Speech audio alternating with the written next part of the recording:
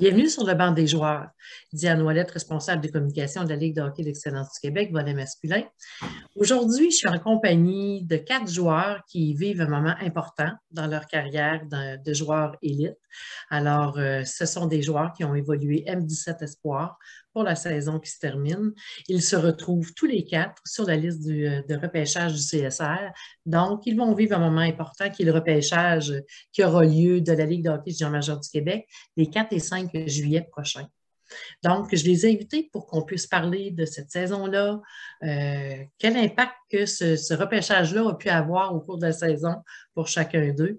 Donc, on va aller les rencontrer. Alors, j'inviterai Luciano pour se présenter. Salut, je m'appelle Luciano Ruggiero. Je suis un gardien de but pour Saut Royal, Laval-Montréal, en midget espoir. On a travaillé vraiment fort, on a gagné presque tout. On a perdu contre des estacades en finale à Saint-Jérôme, mais on a eu une vraiment belle expérience, puis c'était mémorable. Champion à la Coupe Dodge. Ouais, on a gagné la Coupe Dodge, la Coupe à Drummond, puis c'était fantastique. Je m'appelle Lane Brunway, puis j'ai joué dans le M17 Espoir pour les Gaulois de Richelieu cette année. C'était bien, il y a eu des up and down, mais je trouvais qu'en général, j'ai eu une bonne saison. Tu sais, on a perdu la Coupe Dodge en finale contre Laval. C'est sûr que c'était pas le fun, là, mais on s'est quand même rendu là. Puis, ben, j'ai aimé mon expérience en jeu d'espoir cette année. Bonjour, je m'appelle Sidney Deslauriers, je suis un attaquant à MJT Espoir pour les Selects du Nord. Ça a été un peu difficile, on n'a pas eu la saison qu'on aurait espéré avoir. On ne s'est pas rendu loin dans aucun de nos tournois, mais je pense que j'ai quand même apprécié ma saison MJT Espoir avec mon équipe et j'ai eu le temps de me développer, donc ça c'était le fun pour ça. Bonjour, je m'appelle Alexis Doucette, attaquant pour les Estacades M17. Très belle saison. On s'est incliné en finale contre le Retour Royal au premier tournoi. Gagné au deuxième. Puis en Coupe d'Âge, on n'a pas on s'attendait à faire, on a perdu un peu plus tôt. Mais en tant que tel, c'était une des meilleures saisons que j'ai passées. Messieurs, quand on arrive M17 Espoir, comment on aborde cette saison-là? Ouais, tu dois être dans ton équipe. Ben, ça travaille fort dans votre équipe. Vous devez avoir un mindset et de travailler fort parce que en midget sport, c'est quand même difficile dans la LHEQ. On joue contre des vraiment bons personnes puis des vraiment bons joueurs de hockey. Puis c'est d'avoir de persévérance puis avec un mindset de gagner tout. Et tu es arrivé avec, quand toi, tu as commencé ta saison, Luciano, tu es arrivé vraiment avec cette détermination-là de Ouais. moi, je veux ressortir du lot cette année, je veux vraiment faire la différence. Ouais, je voulais que ça serait un breakout season, mais même pas juste pour moi, mais pour notre équipe. On voulait écrire l'histoire in the history books. Puis on a fait ça justement, puis on a travaillé fort pour avoir fait ça. Puis c'était mémorable, puis ouais, c'est pas mal tout. Tu dois travailler fort pour être en midget espoir, puis day in and day out, ouais, c'est pas mal ça. Tu dois développer. C'est sûr que le jeu d'espoir, c'est quand même un niveau d'élite. C'est sûr que dans l'équipe, il faut avoir une bonne éthique de travail, puis avoir des joueurs qui sont déterminés à donner le meilleur d'eux-mêmes à chaque jour. C'est sur un niveau personnel, moi, c'était plus, c'est une année que je voulais me développer parce que c'était ma première année vraiment à la défense. Fait que c'était une année un peu plus de développement. Mais je trouvais que ben, j'ai été bien encadré avec mes coachs, puis ben, que c'était une très bonne année. Puis que ben, je vise le budget 3 l'année prochaine, là. Et dis-moi, Loïc, tu as amené un élément important. Tu dis que c'était ta première année à la position de défense. Qu'est-ce qui a fait que tu as changé de position? Ben, je veux dire, à l'attaque, j'étais bon, mais il y a beaucoup de gens qui m'ont convaincu à aller à la défense quand ils regardaient mon frère jouer. Ils pensaient que je pouvais un peu jouer comme mon frère à la défense. Fait que je l'ai essayé, puis ben, ça a marché, là. Effectivement, tu as retrouvé plus de qualité à cette position-là. Ouais, ben, j'ai trouvé que ben, c'est pas si c'est plus facile de jouer à la défense, mais ben, c'est plus facile pour moi de jouer à la défense qu'à l'attaque. Ça a été une bonne adaptation, puis j'ai trouvé que je me suis bien développé. Bien sûr, ça commence par une déception. Tout le monde voudrait jouer une Jet 3. Mais rendu là, quand ça arrive, il faut que tu aies la mentalité de travailler plus fort et de te persévérer. Donc, si tu veux te démarquer, il faut que tu travailles fort à chaque jour, que tu arrives à l'entraînement, que tu as un match, que tu te démarques, si tu veux. Donc, je pense que c'est ça. Puis sinon, s'assurer que tous les coéquipiers restent parce que eux, si tu veux shiner, il faut que tous tes coéquipiers shine, il faut que ton équipe shine. Donc, je pense. Ben moi, j'ai vu ça comme une occasion comme de me démarquer un peu plus, de prendre confiance en moi pour la saison. J'ai eu la chance d'avoir des entraîneurs qui croyaient en moi, qui croyaient en notre groupe. Donc, c'est sûr que ça l'a aidé, même si on n'a pas eu la saison qu'on voulait. J'ai eu du fun. Même si on n'a pas gagné, notre équipe était soudée. On a eu des hauts et des bas, mais le Midget Sport, c'est pas une ligue qui est nécessairement facile à jouer dedans. Fait que fallait tout le temps qu'on travaille fort, peu importe contre qui on jouait, c'est ça. Vous vouliez embarquer sur cette fameuse liste-là pour le prochain repêchage à la Ligue de hockey junior major du Québec. Alexis, j'aimerais ça t'entendre là-dessus. On visait supérieur. Je pense que l'important, c'était juste de trouver le moyen de se démarquer, peu importe le calibre. Je pense que l'important, c'était juste d'être sur la liste. Ouais. Bien sûr qu'il y avait des idées supérieures qu'on voulait au niveau, puis qu'on était, en tout cas pour ma part, j'étais conscient que si je continue à travailler fort et que je persévérais, j'aurais la chance de pouvoir. C'était ta source de motivation? C'était Oui, une c'était ma source de motivation. Ouais. Ben, c'est sûr que quand tu es Midget 3, tu es conscient que l'année genre d'après, c'est sûr que Midget 3, c'est l'objectif. Là. C'est sûr que aussi tu es conscient que si on est draft, que tu essaies le plus possible de te démarquer puis de sortir le meilleur de toi, que ce soit dans les matchs, dans les entraînements, surtout dans les tournois aussi, où il y a beaucoup de gens qui peuvent te regarder. C'est sûr que la liste, ça peut être une motivation aussi. Savoir que tu es classé, c'est sûr que ça peut t'aider à avoir une meilleure confiance en toi, puis comme réaliser à quel point, disons, tu t'es amélioré pendant la saison ou à quel point tu as progressé durant l'année qui s'est passée. Ouais, ben moi, c'est sûr que pour moi, être sur la liste, ça a été une motivation. C'est quelque chose que plusieurs jeunes ils rêvent d'être sur cette liste-là un jour. Donc, c'est sûr qu'il fallait qu'on travaille fort à tous les jours, que je mette des efforts supplémentaires pour arriver à ce but-là. Puis je pense que ça m'a vraiment aidé pour être sur cette liste-là. D'abord, cette liste est vraiment cool d'avoir votre nom sur la liste. C'est un accomplissement. C'est une chose comme vraiment cool, mais ça prenait beaucoup d'efforts puis beaucoup de travail pour être là. Mais chaque fois que moi et mes coéquipiers on joue sur la glace, c'est juste pour avoir du fun, puis le reste, ça vient avec. Ouais, c'est pas mal ça. Un C'est pas joueur, ça que tu mettais nécessairement en avant, dans ta non, motivation? OK. non, pour moi, c'était juste jouer le hockey, avoir du fun, parce que hey, quand j'étais plus petit, c'était toujours hey, je veux être en LNH, je veux jouer pour la GNQ, mais au début, c'était je veux avoir du fun. Puis ça reste quand même comme ça pour le reste, puis le reste de ma vie. Avec le repêchage, de vous retrouver sur cette liste-là, c'est quoi la portion que ça prend dans votre vie, là? Ouais.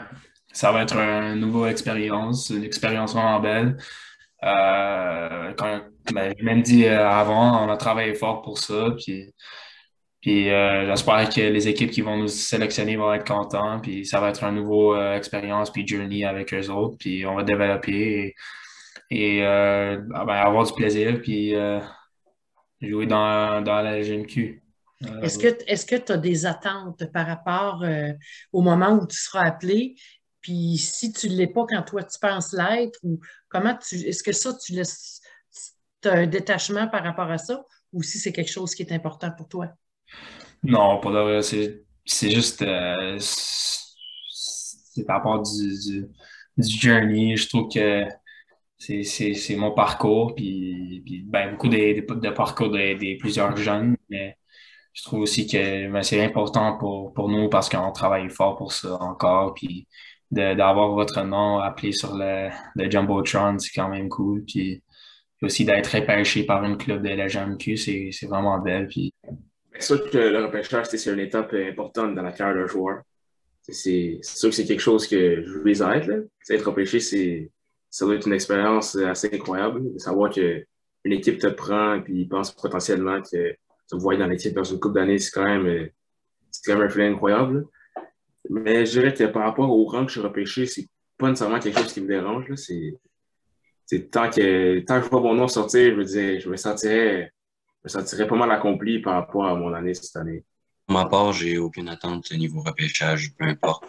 Euh, je pense que le but, c'est juste d'entendre, pas le but, mais pour moi, juste d'entendre sortir mon nom, ce serait un grand accomplissement. Je pense que Ah, ben, comme les trois autres ont dit, moi, mon rang, ça m'importe peu. Je veux dire, je veux juste sortir sur le repêchage, puis aller me présenter au camp, travailler fort, puis vivre une belle expérience avec les autres. Là. Et la visibilité que la LHEQ offre au M17 Espoir est suffisante? le budget d'espoir, autour de moi, c'est rempli. Mais il y en a peut-être moins qui est une de saison régulière. Mais pour ma part, je pense que c'est une bonne chose parce que ça t'oblige à trouver le moyen d'augmenter ton niveau de jeu quand c'est important, quand tu es des scouts, puis comment dire, prendre le moment pour shiner, prendre le moment pour sortir du lot, puis pas 3 games, step up. Mais je dirais pas que c'est un obstacle. Je dirais juste que quand tu es MJ3, c'est sûr que c'est plus facile de te faire voir un peu. Mais la visibilité est suffisante en masse. Là.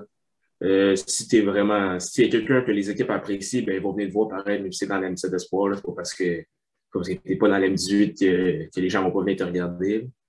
Mais non, je dirais pas ça comme un obstacle. Je dirais plus ça comme je sais pas comment dire, il faut que tu te pousses dans les moments importants, comme Alexis a dit, quand c'est rendu les tournois, la Coupe Dodge, ben, c'est là qu'il faut que tu sortes ton meilleur de toi. C'est là qu'il faut que tu montres de quoi t'es fait, de quoi t'es.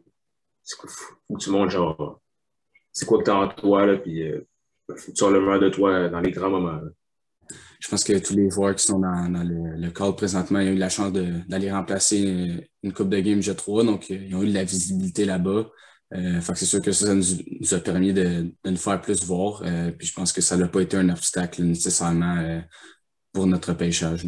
Même le M17 Espoir, c'est une calibre vraiment bon. Puis tous les gars ici sont sur la liste. Puis il y avait plein de scouts que j'ai vus dans les estrades en plusieurs matchs. Puis c'était juste le consistency qui doit être là parce que tu sais jamais qui est dans l'estrade. Puis ben, c'est pas même pour eux autres, c'est pour vous-même de jouer puis d'avoir de plaisir. Puis c'est quand même fun quand tu gagnes tout le temps que tu sens quelque chose, puis tu es toujours à l'aise qu'il y en a des scouts, puis ils vont t'aimer aussi. En Pee-Wee, deuxième année, j'étais coupé de la LHQ, mais un autre club m'a donné la chance pour jouer pour eux autres, puis c'était un peu décourageant, mais après ça, quand ils m'ont appelé, c'était correct. Puis ouais, j'ai joué pour eux autres cette année, puis pas cette année, mais je jouais pas juste autres pour le reste de la HQ, puis c'était vraiment bon. Alors, le fait que tu as été coupé, ça t'a vraiment, probablement que ça t'a même aidé. Ouais, ça va m'aider aussi. Ça m'a poussé, ça m'a motivé de travailler plus fort, puis de prouver à l'équipe qui m'a donné la chance que c'était la bonne décision. Ben, l'année qui était la plus difficile pour moi, c'était le PUI 3 deuxième année. J'ai eu un début de saison qui n'était pas à la hauteur de mes attentes. Il y a des fois que, disons, l'envie de jouer est un peu baissée, mais je me suis dit que je suis déjà rendu trop loin pour abandonner. Fait. J'ai décidé de continuer, puis de mettre ma tête en bas, puis de travailler fort. Puis je n'ai pas arrêté depuis ce temps-là. Qu'est-ce que tu veux dire, mettre ta tête en bas?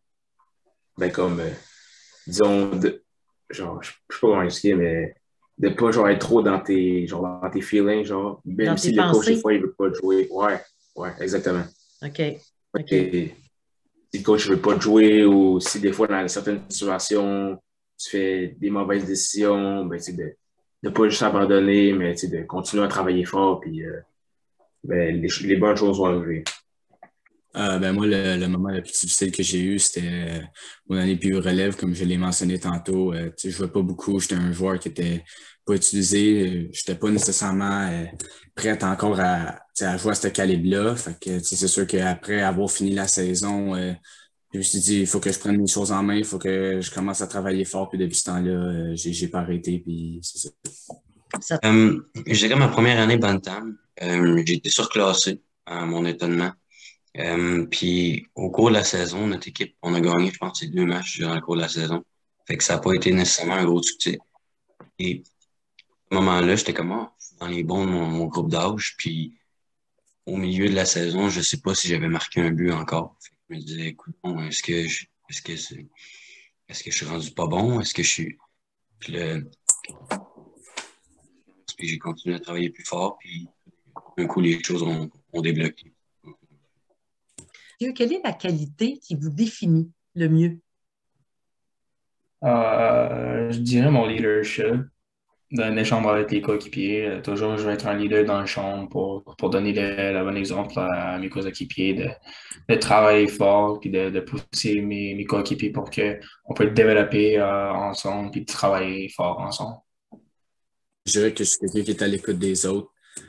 Si quelqu'un, ça va pas bien, il y a un moment difficile, je vais tout le temps être là pour l'aider, pour le conseiller, juste le réconforter pour qu'il se sente mieux, là. Je dirais ma capacité d'adaptation. Trouver le moyen de à son environnement autour et le mettre dans une position pour au pire l'écouter, savoir qu'est-ce qu'il a pour. Moi, je dirais avoir une attitude positive. Même à travers les moments difficiles, j'essaie d'être quelqu'un qui amène un peu de plaisir et un peu de fun à l'environnement de l'équipe. Ça, je pense que c'est ma qualité principale. Et comme joueur de hockey, quelle est votre force? C'est par quoi vous vous démarquez? Moi, je dirais que ma qualité, c'est que je suis un marqueur de but. J'ai pas de difficulté à shotter le puck. Mon lancer est précis, donc c'est sûr que ça m'aide à compétitionner là, à mon niveau, là. Je dirais mon éthique de travail, mais en grande partie ma vitesse. Ma vitesse a toujours été la chose qui m'a démarqué des autres. Je dirais mon éthique de travail, puis la fois que je suis toujours un gamer, puis je suis dialed in quand je suis dans le but. Je dirais mon patin, ça a toujours été quelque chose qui m'a aidé dans mon jeu, puis ça a toujours été un peu ma force principale. C'est important d'être dans le parcours de la LHEQ puis de rentrer dans cette ligue. C'est une merveilleuse ligue, puis ça m'a aidé personnellement de développer puis d'atteindre mes buts. Puis je trouve que ça va aider des autres personnes, puis les plus jeunes, puis une autre génération qui vont rentrer dans la ligue. Puis, ouais. Oui, je trouve que la LHEQ, ça fait partie des éléments que tu peux passer pour avoir un parcours dans dans la LHJMQ. C'est une ligue super bien structurée. Ça te donne un peu un aperçu de qu'est-ce que pas une ligue professionnelle ressemble, mais une ligue d'élite ressemble. Puis ça te permet de te développer avec un super beau programme, structure et tout. Donc, je pense que oui, c'est une belle place par laquelle. C'est sûr que jouer dans la LHEQ, c'est bien sûr que c'est une expérience qui est assez bien. Qu'est-ce qui est ressorti de ce programme-là pour toi, la LHEQ? Mais pour moi, c'est d'être encadré à chaque jour de la semaine. C'est quelque chose que je trouve encore incroyable là, d'arriver à l'école, puis de faire 3 cours, puis après ça d'aller pratiquer. C'est quelque chose qui a l'air un peu irréel encore pour moi là, d'être encadré comme ça, mais ça, c'est ce qui est ressorti pour moi dans le parcours de la LHEQ. Moi, je pense que c'est sûr que ça peut contribuer à notre succès. Je pense qu'on a la chance d'être, pour la plupart, dans un programme sport-études, de pouvoir pratiquer à chaque matin, d'avoir des entraînements hors glace. Donc, c'est sûr que ça nous aide à nous améliorer puis à devenir des meilleurs joueurs. Donc, oui, je pense que la HEQ, c'est une bonne idée pour se développer, là. Lâchez pas, travaillez fort puis avoir du plaisir. Ben, je dirais toujours d'être ouvert aux critiques, d'être ouvert aux opinions des autres personnes, de ne pas toujours être pris avec ton ego, d'être capable d'écouter ce que les autres disent, puis d'être capable d'ajouter ça à ce que tu as déjà dans ton jeu. Est-ce que tu penses que si tu n'avais pas accepté ça, le fait de changer de position, ça t'aurait permis d'avoir le développement que tu as eu puis de te retrouver sur la liste du CSR? Si toi, tu avais dit non, moi, je ne change pas de place. Ben, je pense qu'en tant que défenseur, je suis meilleur que quand je vois l'attaque.